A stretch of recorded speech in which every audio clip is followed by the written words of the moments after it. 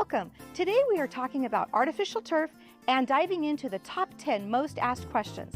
Whether you're thinking about upgrading your lawn or just curious about artificial turf, we've got you covered. Let's dive in.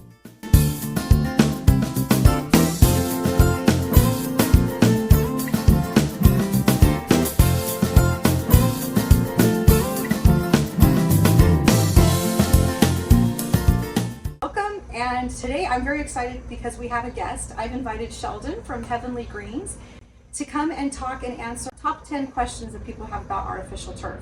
He is the expert. So I met Sheldon through my project. I called many companies and he was different. His sales skills, his knowledge, and I knew that I could trust him. And I wasn't wrong. He was amazing. Amazing to work with from the beginning through the end and even after. I know that he's driven by just to make sure everything's okay, and they'll send me a message, hey, drove by, it all looks good. That's just incredible. So Sheldon, why don't you tell us or introduce yourself? Yeah, so I'm Sheldon with Heavenly Greens. We specialize in artificial grass in Northern California. All we've done is artificial grass for years and years and years, and so we know a thing or two about turf. I work anywhere from the top end of Sacramento, all the way down into Merced, everything in between. So how long have you been doing this? So I've been with Heavenly Greens for 6 years now. Heavenly Greens has been around for 23 years. We've just been getting real aggressive in the Valley ever since I was brought on. Heavenly Greens is a predominant Bay Area company. What are the benefits of artificial turf? So the benefits are relative, right? Everyone has their own needs or wants, and sometimes turf can solve that, right? It can solve water issues. California, especially in Northern California, we always have water problems, bills, this, that, the other. It's starting to feel like California is becoming like Arizona. So we have the heat factor and then the maintenance factor on top of the water that kind of, persists, I guess it builds on top of each other. Sometimes people use it to have a clean area for their pets because they don't want to have mud, all that kind of mumbo jumbo. And sometimes people just want to have like their weekends back because of all the maintenance that's required to keep a nice green lawn. So true, and I can speak to that. I know that in our area, we're limited on how many days we can water. And if you stick to that, there's no way you can have green grass. Nope. And so I was spending more than my allotted water, paying fines, and still had dead spots. Yeah. So it wasn't like I was doing that and had this lush green grass. I still had dead spots that I was challenged with. So I know that this isn't a decision for everybody. I know everybody's got their own preference and own needs, but for me, this decision made so much sense. Yeah. I'm so happy with it. Yeah, some people, it's like a lifesaver, right? It literally takes weekends back. They can do stuff with their families.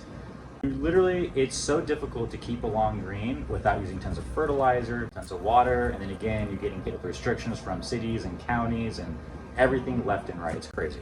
Yeah, so true.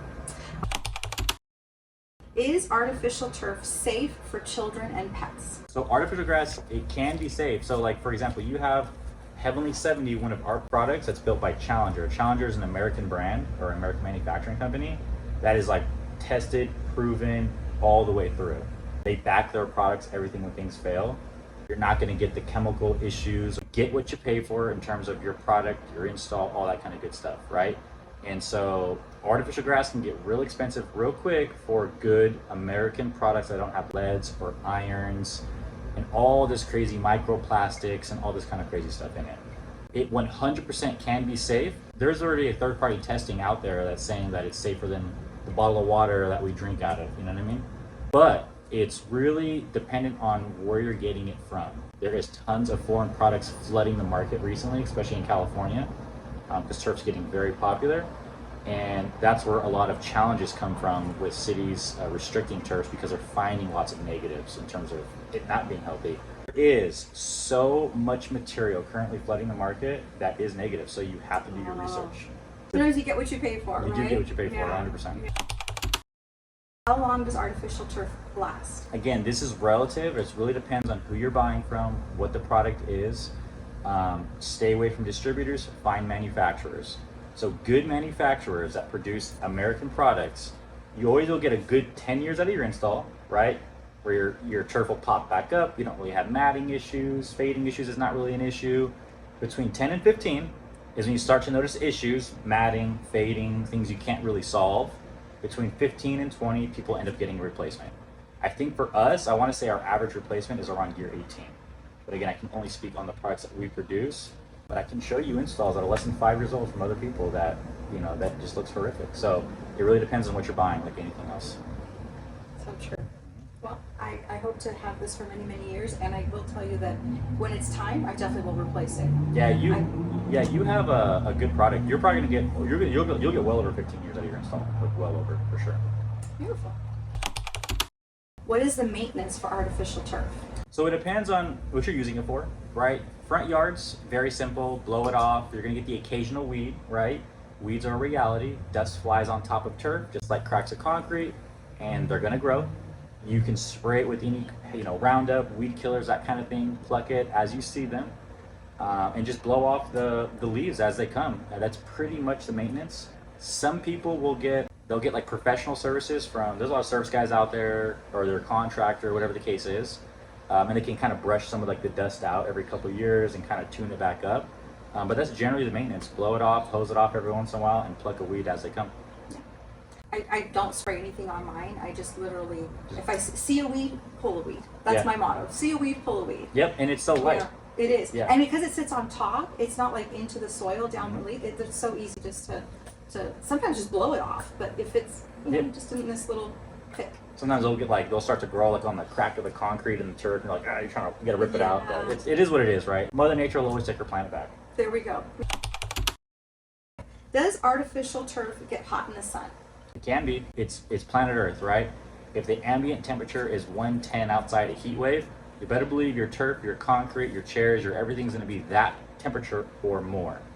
Now, having said that, there's a lot of horror stories when it comes to old sports fields, like the old technology, using rubber crumb, this type of thing, and that's where the fear comes from. That's where that question comes from.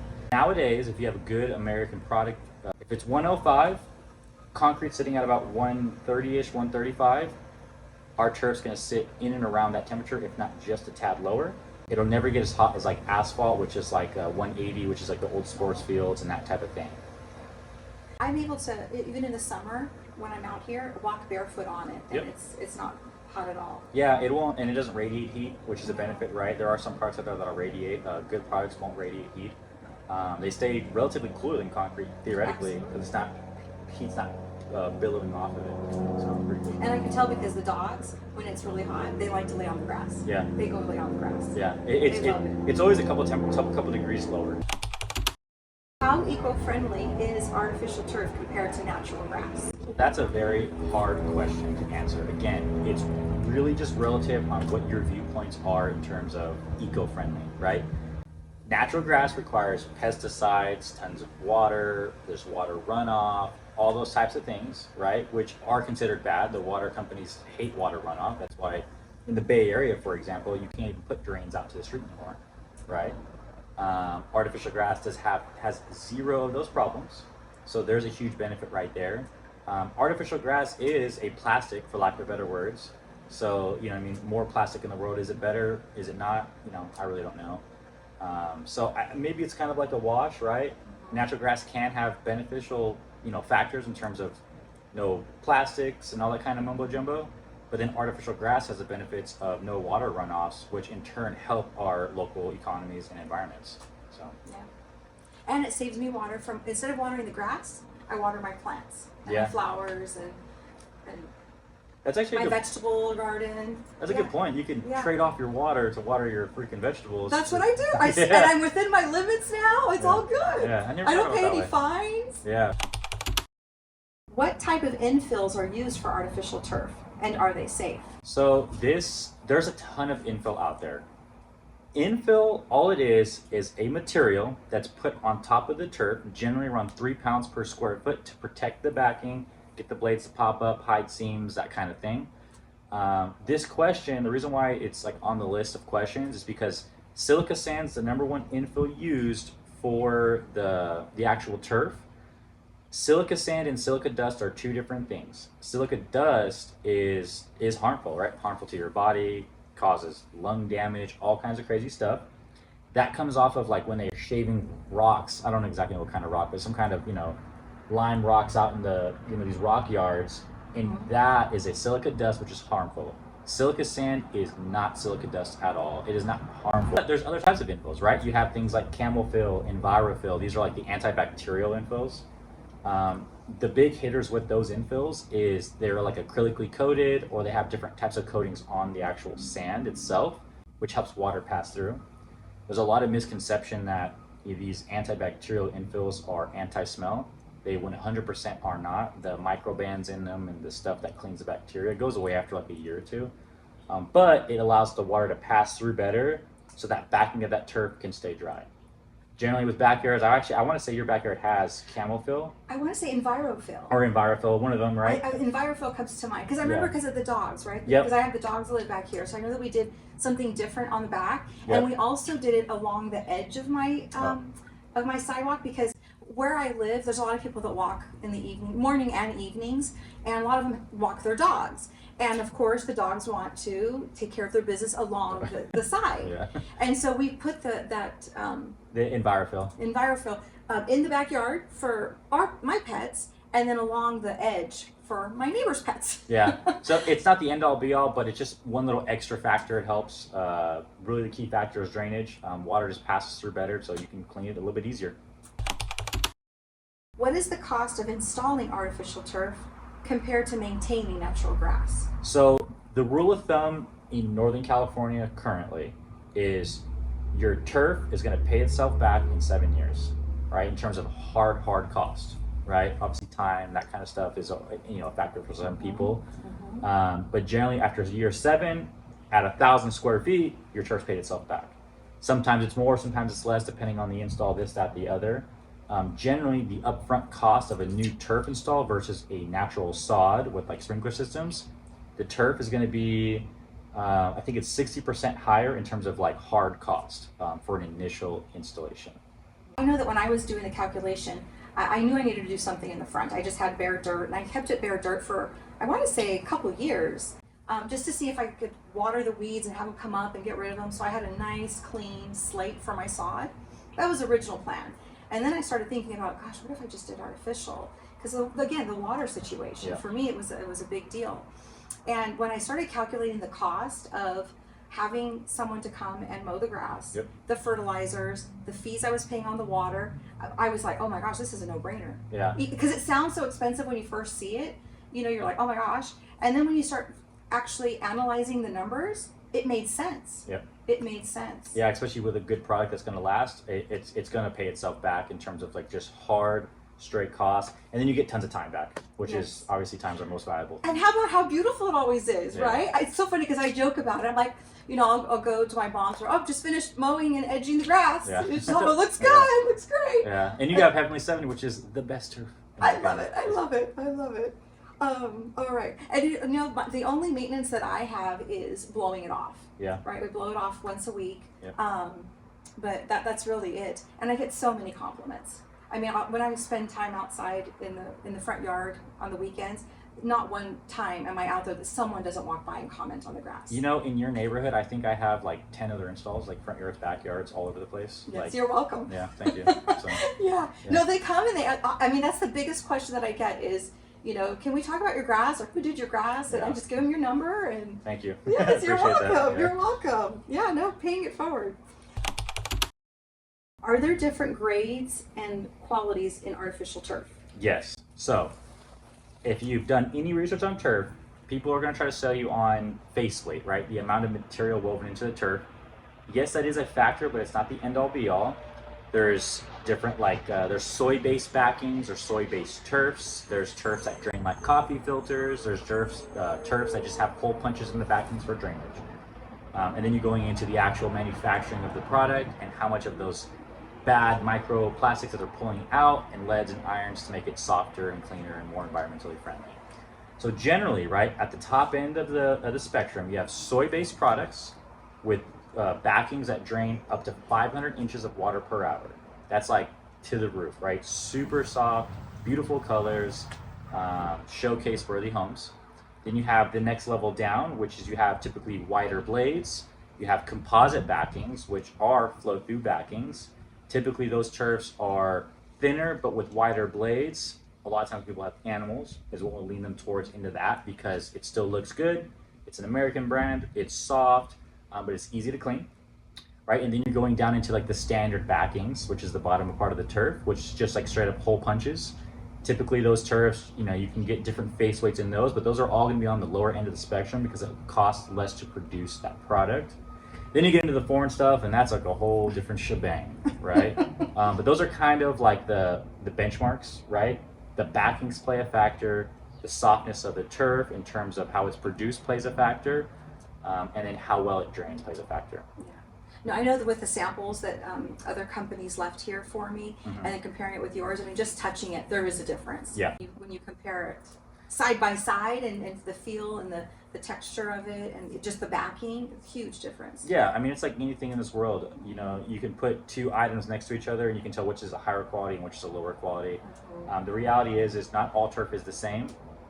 They are manufactured differently, and there is different grades and levels to it. And so, always do your research when you're doing it, or shoot me a text message or a DM, and I'll give you an answer. Yes, yes, Yeah. and he will respond and call so quickly. I know I can count on him. Send a message. In fact, I was telling someone, I'm going to message him. I said, watch, within 10 minutes, he'll be back to us. And it was. I was like, there he is, see? Yeah, I'm pretty on it, honestly. You are, Yeah. you are. And it shows. Yeah. Yeah, your work ethic is just incredible. Yeah, thank you. Very, very, very well appreciated. And I think that's why you've been so successful. Yeah, I mean, Yeah. customer service is a lost art in home improvement. That's like the number one lost thing, I think, in all trades, and that's where a lot of contractors get a bad name, is because they don't what I call fall on the sword. Pick up the phone, something goes wrong, fix it. Especially when someone spends, I mean, these installs, everything we do in life is so expensive. Right? It's like you said, when someone calls, they expect you to pick up and answer their question, Yeah. which is totally valid. Question number 10 is about the smell of the artificial turf. I know that people that have pets worry about that scent sticking around, and especially with the sun beating on it and the heat. This is a total valid question, and there is a lot of horror stories out there. The reality is a lot of it has to do with the install and the product that you buy. First and foremost, never let your contractors use recycled base rocks. That's like one of the number one factors. There's a lot of recycled bases out there that's used for concrete, pavers, asphalt, which is totally fine because you don't need drainage. There's drainage systems installed. With turf, you need to use virgin base rocks, right? This allows the area to permeate exceptionally well. That's like number one factor in terms of not just smell, but a bunch of other things, right? The next is the actual turf itself.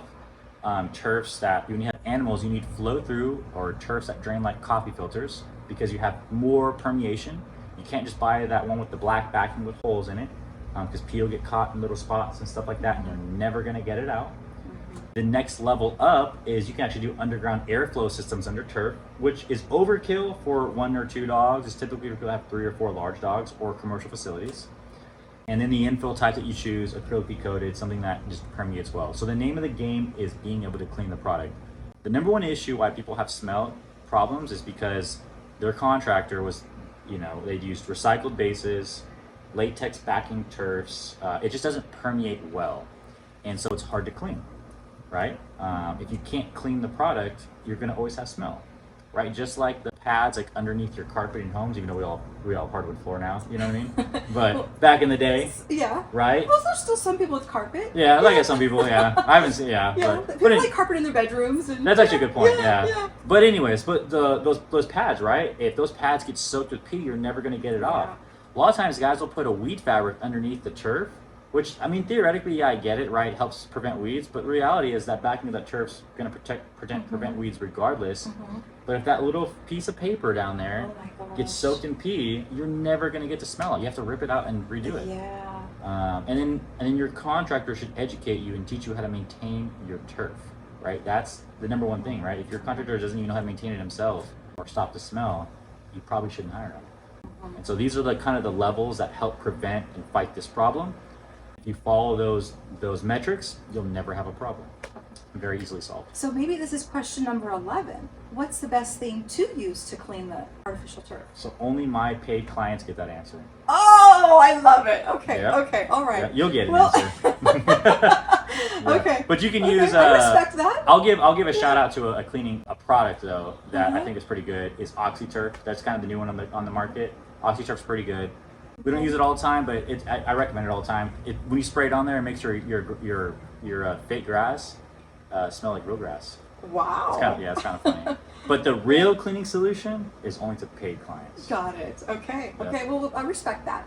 I'm glad I'm a paid client. Yeah. We're gonna turn off this camera and I get the answer. Yeah.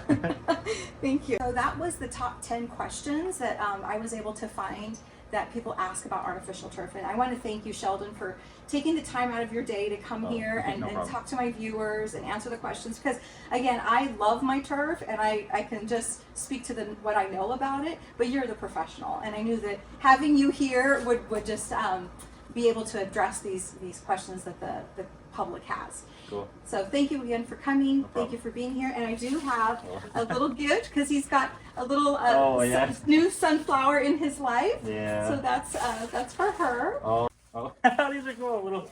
Her first gardening Crocs. Cool. Yes. That's crazy. Yes. That's hilarious. Thank you. So cute. You're Appreciate welcome. it. You're welcome. Again, thank you so much. I appreciate, and I'm glad that our paths crossed and that I followed my gut and went with you. Cool. Because it's been incredible. I appreciate it. All right. Thank you. Thank you. And then if you have any questions, please leave them below in the comments. And if you like this information, please like and subscribe. It really helps me know that to keep going. So thank you for being here. Thank you for watching. And until next time, happy gardening.